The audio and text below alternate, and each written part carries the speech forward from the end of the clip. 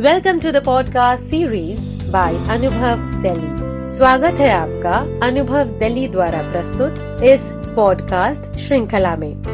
यह पॉडकास्ट श्रृंखला आप तक लाई जा रही है national institute for social defence, ministry of social justice and empowerment, government of India and media for community foundation, new Delhi के संयुक्त तत्वाधान में।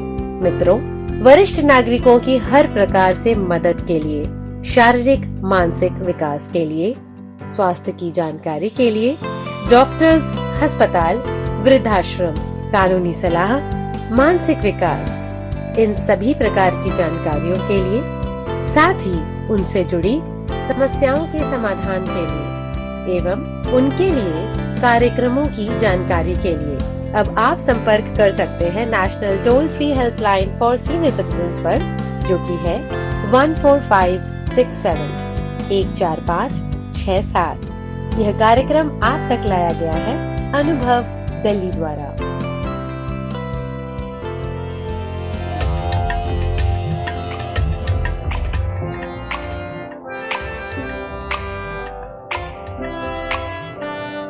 नई नई नई ये बातें, नई है जानकारी, आ गई अब हमारी सीनियर्स की बारी। नई नई नई ये बातें, नई है जानकारी, आ गई अब हमारी सीनियर्स की बारी। इनके अनुभव से अपनी बदली दुनिया सारी, इनके अनुभव से अपनी बदली दुनिया सारी। दादा दादी नाना नानी करते बातें प्यारी। सुन लो तुम, समझ लो तुम, हाँ सुन लो तुम, समझ लो तुम, सुन लो तुम, समझ लो तुम, बात ये हमारी। खुश रखोगे इनको तो होगी खुशी तुम्हारी।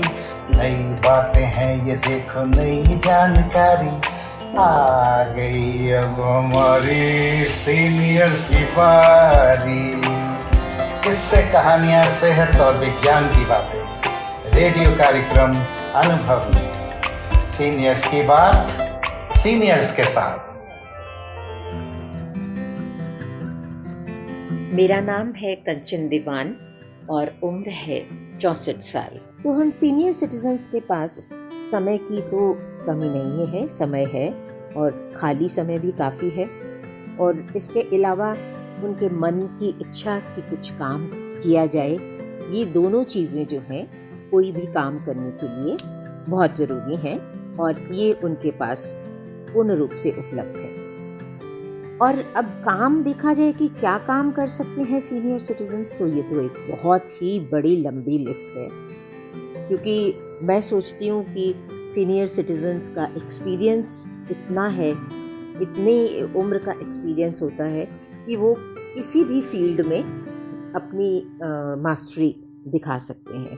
अब जैसे कुछ लेडीज़ कहती हैं कि हम तो कुछ भी नहीं करते, हम तो सिर्फ हाउसवाइफ हैं। तो मैं बड़ी हैरान होती हूँ कि अरे हाउसवाइफ होना तो सबसे कठिन और सबसे महत्वपूर्ण काम है। हाउसवाइफ तो 24 घंटे के लिए काम करती है। हम अगर कहीं पे भी काम करने, कहीं नौकरी करते हैं या बिजनेस करते हैं तो ज़्यादा से ज़्यादा 12 घंटे या और भी ज़्यादा कहें तो 15 घंटे काम कर सकते हैं। लेकिन जो हाउसवाइफ है, गृहिणी जो है, वो तो 24 घंटे काम करती है और उसका काम तो इतना महत्वपूर्ण है कि वो कुछ भी चाहे हर काम कर सकती है। अब जैसे कुछ लेडीज़ अचार बनाने में माहिर होती हैं, तो मैंने अपने सर्कल में ही देखा है कि मेरी एक दोस्त है, वो अचार बनाती हैं और खूब अच्छे से जार्स में उनको पैक करके, और वो काफ़ी बड़े स्केल तक अब वो ये काम करने लगे हैं। अच्छा, और फिर ये है कि आप अगर स्कूल में पढ़ाते थे कभी और आपने छोड़ दिया या आप रिटायर हो गए, तो वो इंटेलिजेंस और वो लेवल ऑफ टीचिंग तो आपके दिमाग में है, तो उसको आप कंटिन्यू करिए और छोटा काम तो ये है कि बच्चों को बुलाएं और पढ़ाएं, लेकिन उससे बड़ा काम धीरे धीरे ये है कि स्कूल खोलें और टीचर्स को इन्वॉल्व करें। एक तो ये है कि ये करने से दूसरों को आप काम दे सकते हैं, और दूसरा ये है कि आप एक बिजनेस वुमेन बन सकती हैं और सोसाइटी के लिए बहुत अच्छा काम कर सकती हैं। फिर इस लिस्ट में मैं कुछ एक काम के नाम बताती हूँ। तो इसमें से आपको सिलेक्ट करना चाहिए, होना चाहिए कि क्या कर सकते हैं। आप योगा कर सकते हैं, आप गाने में आगे बढ़ सकते हैं, आप डांस करने में आगे बढ़ सकते हैं, जैसे सिखाना और आगे स्कूल खोलना। और जैसे मैं सिंगिंग में हूँ, तो मैं अपने टाइम पे मैंने म्यूज़िक में एमए किया हुआ है और मैं कॉलेज में लेक्चररशिप भी करी है। तो लेकिन वो मैं पंजाब में थी, और जब दिल्ली में आई तो उसके बाद लेक्चररशिप तो नहीं कर पाई, क्योंकि बिजनेस फैमिली थी और बहुत सारे कारण और भी हो जाते हैं कई बार। तो लेकिन मैंने शादी के कम से कम 20 साल के बाद फिर से ये शुरू किया कि नहीं, मुझे गाना है। तो क्योंकि मन में लगन तो बचपन से ही थी, तो गाना शुरू किया और धीरे धीरे रियाज करके और आगे बढ़ते बढ़ते बहुत परफॉर्म भी किया, रेडियो में भी ऑडिशन दिया और वहाँ पे भी परफॉर्म करती रही और बहुत सारे स्टेज परफॉर्मेंसेस करे और काफ़ी कुछ मैंने सिंगिंग में किया। और फिर धीरे धीरे मैंने एक स्कूल खोला। तो उस स्कूल में मैंने dance classes, music classes, guitar classes, instruments की क्लासेस और इवन इंग्लिश टीचिंग की क्लासेस, इंग्लिश स्पीकिंग क्लासेस, तो बहुत सारे ये वेन्यूज़ मैंने शुरू कर दिए। तो स्कूल काफ़ी पॉपुलर हुआ, बल्कि समय या एटमॉस्फेयर ना होने की वजह से जो हम नहीं कर पा रहे थे वो अब हम कर सकते हैं। तो मैं बहुत सारे प्रोग्राम्स ऑनलाइन ही करती हूँ, मैंने ऑनलाइन टीचिंग भी शुरू की हुई है। तो मेरा कहने का मतलब ये है कि हम किसी भी लाइन में, जिसमें भी हमें इंटरेस्ट भी है और जिसमें हमें मास्टरी है, वो हम कंटिन्यू कर सकते हैं। अच्छा, फिर ये कि बहुत सारी वेस्ट मटेरियल को यूज़ करना, ये आज एक बहुत बड़ा काम बन गया है, जिसमें आपकी क्रिएटिविटी झलकती है। हमने पीछे देखा है कि ये हमारे ग्रुप में बहुत सारे जो मित्र हैं, उन्होंने अपनी चीज़ें, बहुत पुरानी चीज़ों को, बहुत टूटी फूटी चीज़ों को लेकर बहुत ही अच्छी अच्छी चीज़ें, क्रिएटिव चीज़ें बनाई हैं। और कुछ मेंबर्स बहुत अच्छी पेंटिंग्स करती हैं। तो पेंटिंग का भी आप एक कर सकते हैं कि अपनी पेंटिंग्स बना के एग्जीबिशन करें और लोग वो देख के बहुत प्रभावित हों। तो बहुत से काम ऐसे हैं कि हम कर सकते हैं और उसको हम एज बिजनेस धीरे धीरे बढ़ा सकते हैं। लेकिन मैं एक बात और कहना चाहूँगी कि एंटरप्रेन्योरशिप बहुत अच्छी बात है, उद्यमिता, लेकिन हमारा ध्येय जो है या उद्देश्य जो है वो सिर्फ धन नहीं होना चाहिए।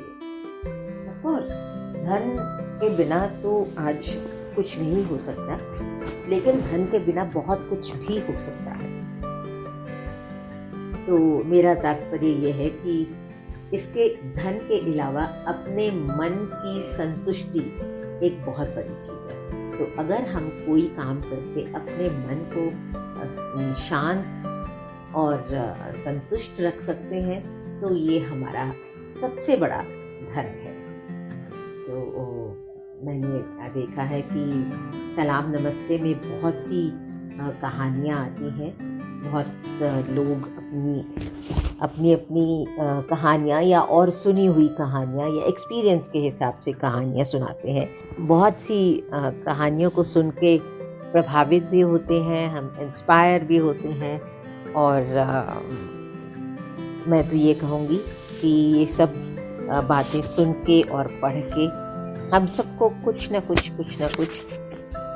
काम कहें या अपने मन की प्रसन्नता के लिए कुछ भी करने के लिए तैयार रहना चाहिए।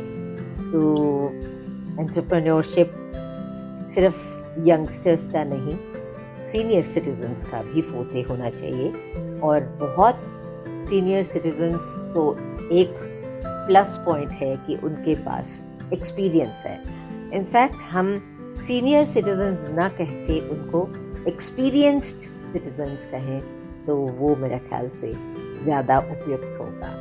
तो आज के लिए इतना ही, बाकी फिर नमस्कार, धन्यवाद। श्रोताओं, आशा है आपको आज का कार्यक्रम पसंद आया होगा। आपसे फिर होगी मुलाकात आप ही के पसंदीदा रेडियो कार्यक्रम अनुभव में।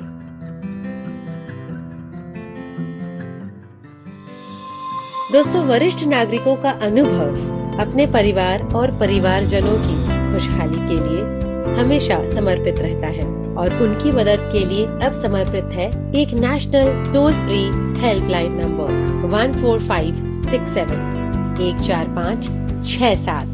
वरिष्ठ नागरिकों की शारीरिक एवं मानसिक सहायता के लिए, स्वास्थ्य की सहायता के लिए, कानूनी सलाह के लिए, उनके जीवन से जुड़ी समस्याओं के समाधान के लिए, वृद्धाश्रम की जानकारियों के लिए और साथ ही उनसे जुड़े कार्यक्रमों की जानकारी के लिए अब आप संपर्क कर सकते हैं national toll free number for senior citizens 14567, ताकि हर वरिष्ठ नागरिक रहे स्वस्थ, सुरक्षित और खुशहाल। 14567 national toll free helpline number के साथ यह कार्यक्रम आप तक पहुंचाया जा रहा है अनुभव दिल्ली द्वारा। Welcome to the podcast series by Anubhav Delhi. You are listening to a podcast series Anubhav, a joint initiative of National Institute for Social Defence, Ministry of Social Justice and Empowerment, the Government of India and Media for Community Foundation, New Delhi, to help our senior citizens for physical, emotional and mental wellness.